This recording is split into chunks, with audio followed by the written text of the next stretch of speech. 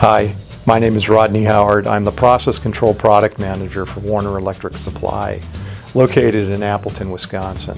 My relationship with Control Station started 2.5 years ago. Soon after I arrived at Warner, the first class was held. What we've seen over the years is the attendance at the Control Station classes grow. When used in isolation, most training methods fall short of the goal. Indeed, studies show that learning is maximized when different and complementary methods are employed.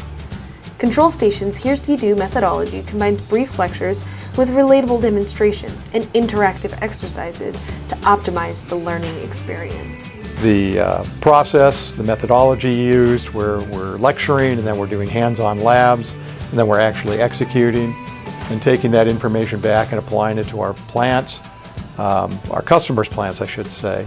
They walk away with a definite improved knowledge of PID control. So whether you're looking for theory or application-based training, Control Station simply wants to know: how can we help? What challenges are you facing? Where are the opportunities for your organization?